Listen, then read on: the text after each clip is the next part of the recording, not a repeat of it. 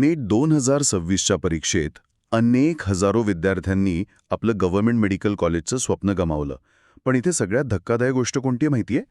हे स्वप्न त्यांनी अवघड प्रश्नांची उत्तरं न आल्यामुळे गमावलं नाहीये. तर तर परीक्षेतल्या सर्वात सोप्या प्रश्नांवर ते अचानक पॅनिक झाले म्हणून गमावलं आहे. बरं चला, हे थोडं सविस्तर समजून घेऊया. आजच्या या सखोल चर्चेत आपण नीट 2026च्या पेपरचं एक अतिशय वेगळ्या दृष्टिकोनातून विश्लेषण करणार आहोत. हो, नक्कीच. आणि आजच्या या विश्लेषणाचा मुख्य आधार म्हणजे परीक्षा केंद्रावरून बाहेर पडलेल्या विद्यार्थ्यांकडून मिळालेला थेट आणि अगदी कच्चा फीडबॅक, सोबतच प्रत्यक्ष प्रश्नपत्रिकेतील प्रश्नांची गुंतागुंत आणि गेल्या 15 वर्षांपासून बायोलॉजी, विशेषतः बॉटनी शिकवताना मला जो अनुभव आलाय, माझ्या ज्या नोट्स आहेत त्यातून काढलेले निष्कर्ष. राईट. म्हणजे आज आपण फक्त कोणता प्रश्न आला हे पाहणार नाही आहोत, तर तो प्रश्न तसा का विचारला गेला हे पाहणार आहोत. आणि आपली आजची मिशन एकदम क्लिअर आहे. वरवर पाहता हा पेपर मध्यम पातळीचा वाटतो, पण तो आतून किती फसवा होता, म्हणजे ट्रिकी होता. विषयानुसार त्याची काठिण्य पातळी कशी होती आणि ज्या एका गोष्टीसाठी लाखो विद्यार्थी रात्रंदिवस एक करतात, त्या गव्हर्नमेंट MBBS सीटसाठी सेफ स्कोर नक्की किती असणार आहे? बरोबर. या सगळ्या प्रश्नांची उत्तरे आपण शोधणार आहोत, कारण या पेपरच्या स्वरूपाने अनेक प्रस्थापित अंदाज चुकीचे ठरवले आहेत. अगदी खरंय. पण आपण थेट गुणांवर किंवा त्या कट ऑफवर जाण्यापूर्वी प्रत्यक्ष परीक्षा केंद्रात त्या 3 तास 20 मिनिटात विद्यार्थ्यांची मानसिकता कशी होती हे समजून घेणं अत्यंत आवश्यक आहे. ते महत्वाचं आहे. हा पेपर केवळ पाठांतरावर आधारित नव्हता.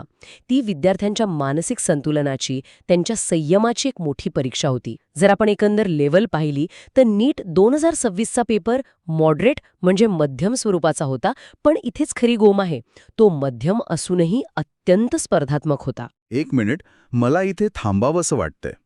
मध्यम तरीही अत्यंत स्पर्धात्मक, हे ऐकायला थोडं विरोधाभासी वाटतं. म्हणजे जर पेपर खरोखरच मध्यम पातळीचा होता, त्यातले प्रश्न जर अभ्यासक्रमाबाहेरचे नव्हते, तर मग तो विद्यार्थ्यांसाठी इतका जीवघेणा का ठरला? मध्यम पेपर तर स्कोरिंग असायला हवा ना?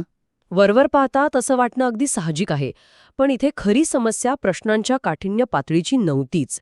ती समस्या होती वेळेच्या दबावाची. अच्छा.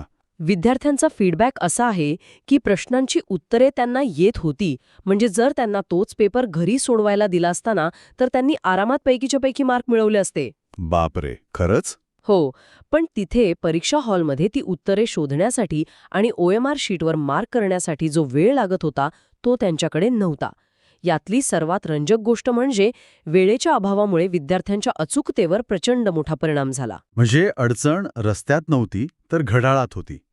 ही परिस्थिती एका मॅरेथॉनसारखी वाटतेय, जिथे रस्ता तर खूप सोपा आणि सपाट आहे, पण अचानक कोणीतरी शर्यत पूर्ण करण्याची वेळ अर्ध्यावर आणून ठेवली आहे. अशा वेळी सोपा रस्ता सुद्धा अत्यंत कठीण वाटू लागतो. अगदी परफेक्ट उदाहरण दिलंत. पण हे असं का होतं?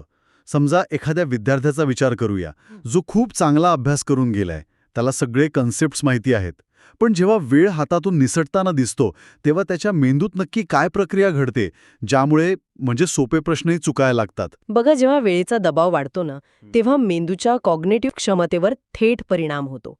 हॉलमध्ये जेव्हा शेवटचा 1 तास उरलेला असतो आणि अजूनही 100 प्रश्न सोडवायचे बाकी असतात. बापरे, 100 प्रश्न? हो, तेव्हा मेंदू सर्व्हायव्हल मोडमध्ये जातो.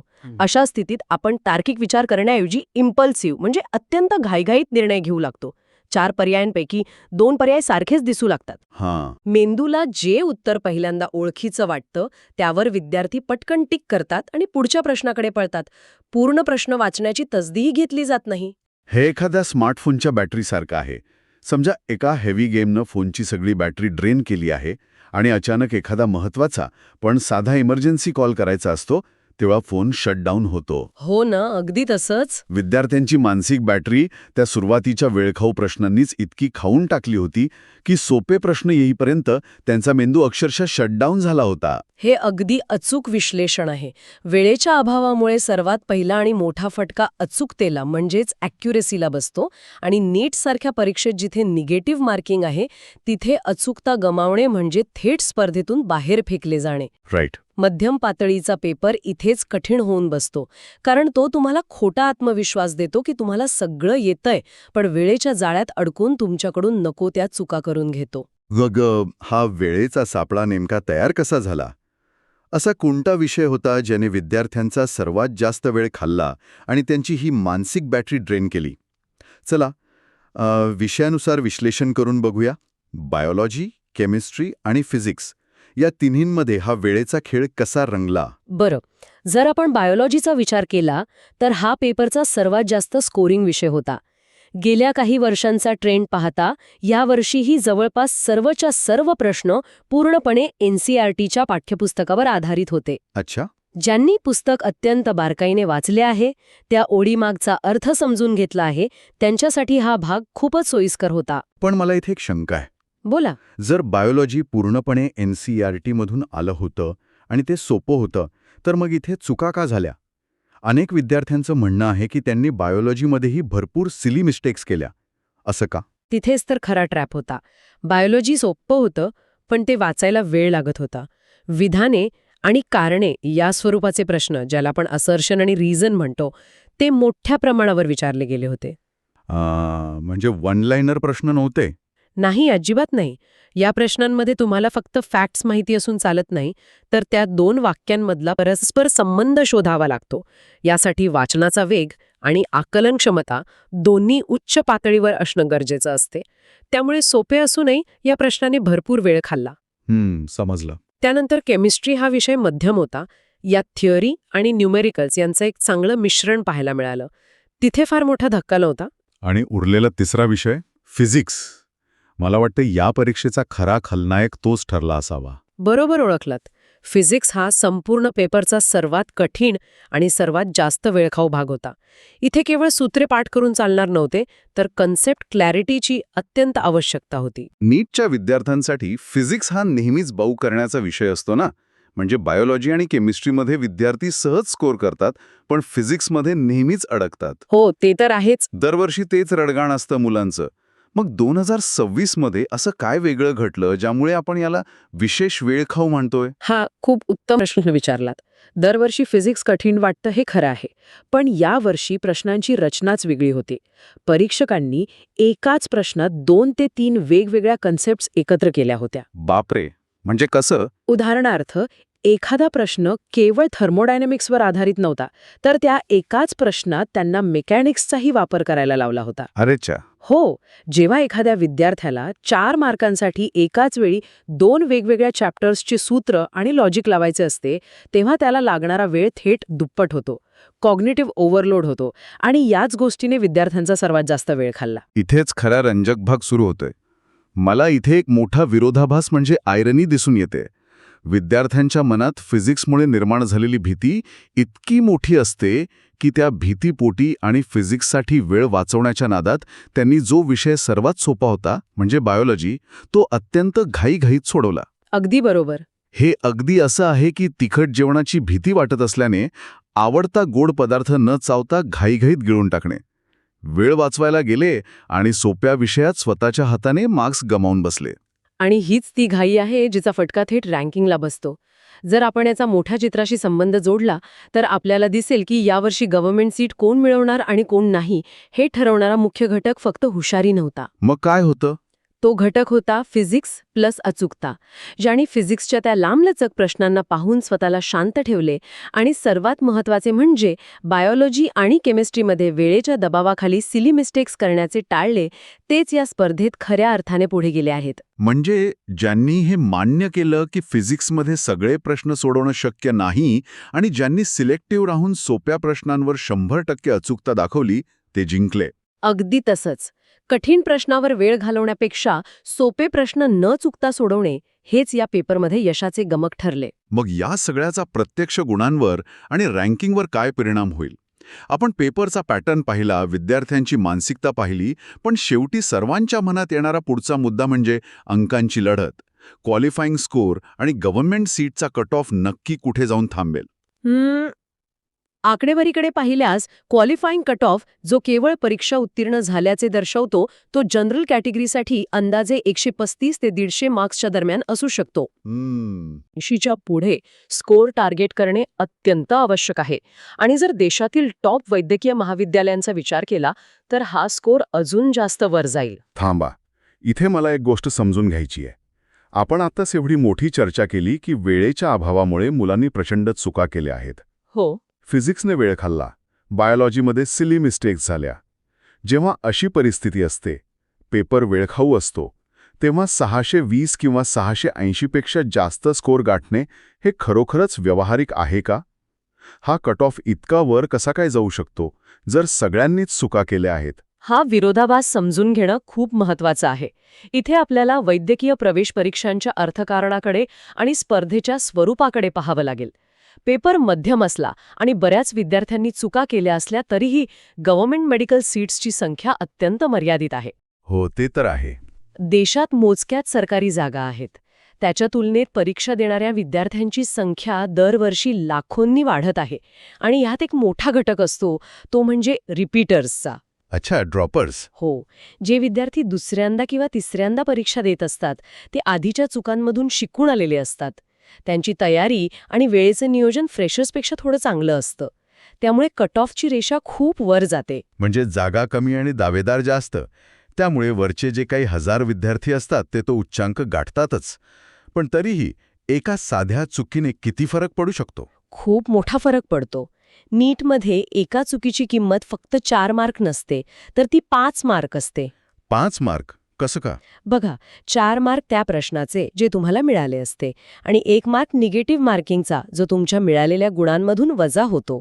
या 5 मार्कांच्या गॅपमध्ये आजच्या स्पर्धेत अक्षरशः हजारो विद्यार्थी असतात. बापरे. समजा 650 वर असणारा एखादा विद्यार्थी एका चुकीमुळे 645 वर येतो, तर त्या 5 मार्कांच्या फरकामुळे त्याची रँक काही हजारांनी खाली घसरते. तो थेट चांगल्या गव्हर्नमेंट कॉलेजमधून एखाद्या प्रायव्हेट कॉलेजच्या रांगेत जाऊन उभा राहतो. म्हणूनच सेफ स्कोर हा आता केवळ एक आकडा राहिलेला नाहीये, तो या जीवघेण्या स्पर्धेचा वास्तववादी चेहरा आहे. हे खरोखरच अंगावर काटा आणणार आहे. एक मार्क तुमचं भविष्य ठरवतोय. जेव्हा स्पर्धा इतकी निर्दयी असते, तेव्हा पुढच्या वर्षी म्हणजे 2027ची तयारी करणाऱ्या विद्यार्थ्यांनी 2026च्या या चुकांमधून नक्की काय शिकायला हवे? कारण चुका तर समोर दिसत आहेत, पण त्यावर मात कशी करायची? फक्त जास्त अभ्यास करा हा सल्ला तर आता खूपच निरुपयोगी वाटायला लागलाय. नक्कीच. फक्त जास्त अभ्यास करून नीट क्रॅक करता येत नाही. 2027ची तयारी करणाऱ्यांनी सर्वात आधी सामान्य चुकांचं विश्लेषण करायला हवं. यावर्षीच्या परीक्षेतून आपण पाहिले की सर्वात मोठी चूक होती प्रश्न नीट न वाचणे. उदाहरणार्थ, प्रश्नात विचारलेले असते की खालींपैकी कोणते विधान चुकीचे आहे, आणि विद्यार्थी घाईत चुकीचे हा शब्द न वाचता जे विधान बरोबर दिसते त्याला मार्क करून मोकळे होतात. अरे यार, ही तर खूप कॉमन चूक आहे. हो ना? आणि दुसरी मोठी चूक म्हणजे OMR शीटवर चुकीचे गोल भरणे. प्रश्नाचं उत्तर बरोबर काढलेलं असतं, पण घाईत 41व्या प्रश्नाचं उत्तर 42व्या प्रश्नाच्या समोर गिरवले जाते. हा एका सेकंदाचा निष्काळजीपणा पूर्ण 2 वर्षांची मेहनत वाया घालवतो. मला अजून एका चुकीबद्दल बोलायचंय, ज्यावर अनेकदा लक्ष दिलं जात नाही. ती चूक म्हणजे जास्त प्रमाणात गेसिंग करणे, म्हणजे अंधाधुंद टोले मारणं. अगदी बरोबर. निगेटिव्ह मार्किंग असलेल्या परीक्षेत अशा प्रकारे टोले मारणं हे एखाद्या जुगारासारखं आहे. जेव्हा एखादं उत्तर येत नसतं आणि तरीही अंदाजे एक गोल भरला जातो, तेव्हा त्या क्षणी मेंदूला एक प्रकारचं तात्पुरतं समाधान मिळतं. एक डोपामाइन हिट मिळतो की चला मी हा प्रश्न सोडवला, माझा अटेम्प्ट वाढला. पण ही सवय किती घातक ठरू शकते? ही सवय रँकिंग पूर्णपणे उद्ध्वस्त करू शकते. एक चुकीचा टोला तुम्हाला हजारो विद्यार्थ्यांच्या मागे ढकलू शकतो. म्हणूनच तिथे संयम राखणे अत्यंत गरजेचे असते. आणि या सगळ्यावर उपाय काय? तर यातून एक महत्वाचा प्रश्न उभा राहतो. काय केवळ रात्रंदिवस पुस्तके वाचून आणि थिअरी पाठांतर करून हे यश मिळवणं शक्य आहे? अजिबात नाही. भविष्यासाठी सर्वात मोठा सल्ला हाच आहे की NCERTचे अत्यंत बारकाईने वाचन करणे आवश्यक आहेच, पण त्यासोबतच दररोज मॉक टेस्ट देणे ही काळाची गरज आहे. दररोज मॉक टेस्ट्स म्हणजे नुसतं सिलेबस कव्हर करण्यापेक्षा प्रॅक्टिकल ॲप्लिकेशनवर भर देणं. पण मॉक टेस्टनी नक्की काय साध्य होतं? जेव्हा तुम्ही दररोज मॉक टेस्ट देता, तेव्हा तुम्ही स्वतःच्या मेंदूला प्रत्यक्ष परीक्षेसारख्या वातावरणाची सवय लावत असता. त्या 3 तास 20 मिनिटात एका जागी बसून पूर्ण क्षमतेने विचार करण्याची सवय मेंदूला नसते. हां, बरोबर आहे. ती सवय मॉक टेस्टमुळे लागते. वेळेचा दबाव कसा हाताळायचा, एखाद्या अवघड प्रश्नावर न अडकता तो सोडून पुढे कसे जायचे आणि सोप्या प्रश्नांमधील अचूकता कशी टिकवून ठेवायची याचे ट्रेनिंग फक्त आणि फक्त मॉक टेस्ट देऊ शकतात. वेळेचे नियोजन आणि अचूकता सुधारणे यात सातत्य असणं सर्वात महत्वाचं आहे. म्हणजे 2027च्या उमेदवारांनी आता केवळ हार्डवर्क करून चालणार नाही, तर त्यांना स्मार्ट वर्क आणि मेंटल टफनेसवर काम करावं लागेल. परीक्षेचा तो हॉल फक्त त्यांच्या ज्ञानाची चाचणी घेत नाहीये, तर तो त्यांच्या भावनांवर, त्यांच्या पॅनिक होण्यावर त्यांचे किती नियंत्रण आहे याचीही चाचणी घेतोय. होय, वैद्यकीय क्षेत्रात आपलं भविष्य घडवू पाहणाऱ्या प्रत्येकासाठी या पेपरचं स्वरूप समजून घेणं म्हणजे केवळ एका प्रवेश परीक्षेची तयारी नाहीये. ही एका मोठ्या मानसिक आणि बौद्धिक लढाईसाठी स्वतःला तयार करण्याची प्रक्रिया आहे. क्या बात आहे. कारण विचार करा, एक डॉक्टर म्हणून भविष्यात जेव्हा एखादी गंभीर केस समोर येते, तेव्हा अशाच दबावाखाली मर्यादित वेळेत अत्यंत अचूक निर्णय घ्यावे लागतात. तिथे पॅनिक होऊन चालत नाही, तिथे चुकांना माफी नसते. नीट परीक्षा याच मानसिकतेची एक छोटीशी पूर्वतयारी करून घेते, असं आपण नक्कीच म्हणू शकतो. तर या संपूर्ण सखोल चर्चेचा जर आपण एक सारांश काढायचा म्हटला तर हे स्पष्ट होते की नीट 2026चा पेपर अजिबात सोपा नव्हता. तो अत्यंत कॉम्पिटिटिव्ह होता. बायोलॉजीने विद्यार्थ्यांना मार्क्स दिले खरे, पण ट्रिकी असर्शन आणि रिझन प्रश्नांनी वेळ खाल्ला. बरोबर. केमिस्ट्रीने एक बॅलन्स ठेवला, पण फिजिक्सने संपूर्ण खेळाचे चित्र बदलून टाकले आणि रँक ठरवली. यश मिळवण्यासाठी फक्त अभ्यास आणि पाठांतर पुरेसे नाही, तर अचूकता, वेळेचे गणित सांभाळणे आणि कठीण परिस्थितीत शांत राहणे अत्यंत गरजेचे आहे. आणि हेच ते कौशल्य आहे जे एका सामान्य विद्यार्थ्याला टॉप रँकरपासून वेगळे करते.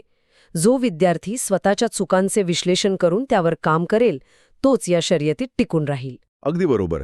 पण ही चर्चा संपवताना आज आपण जे काय बोललो त्या स्रोतांच्या आणि विश्लेषणाच्या आधारे माझ्या मनात एक अतिशय वेगळा आणि विचार करायला लावणारा मुद्दा उभा राहिलाय. अच्छा, कोणता मुद्दा? आपण पाहिलं की बायोलॉजीचा पेपर पूर्णपणे NCERT मधून येतंय आणि त्यात बहुतांश विद्यार्थी अगदी उत्तम गुण मिळवत आहेत. पण बायोलॉजी हा तर वैद्यकीय क्षेत्राचा MBBSचा पाया आहे. हो, साहजिकच. मानवी शरीर, वनस्पती, जीवशास्त्र हेच तर डॉक्टरचे मुख्य कार्यक्षेत्र असते. मग जर बहुतेक विद्यार्थी त्यात चांगले गुण मिळवत असतील, तर खरोखरच भविष्यात डॉक्टर बनण्यासाठीची रँक आणि गुणवत्ता बायोलॉजी ठरवत आहे का? हा एक अतिशय खोल आणि तार्किक प्रश्न आहे. हो ना, कारण आकडेवारी सांगते की रँक ठरवते ते फिजिक्स. मग भविष्यातील उत्तम डॉक्टरांची निवड करणारी ही भव्य प्रवेश परीक्षा विरोधाभासाने केवळ फिजिक्समधील कठीण प्रश्न आणि त्यातून निर्माण होणारी भीती हाताळण्याची एक चाचणी बनून राहिली आहे का? म्हणजे बायोलॉजीमधले हुशार विद्यार्थी फक्त फिजिक्सच्या लांबलचक न्यूमेरिकल्समध्ये अडकून वैद्यकीय क्षेत्राबाहेर फेकले जात आहेत का? ज्याप्रमाणे आपण सुरुवातीला म्हटलं होतं की केवळ ज्ञान असणं महत्त्वाचं राहिलं नाहीये.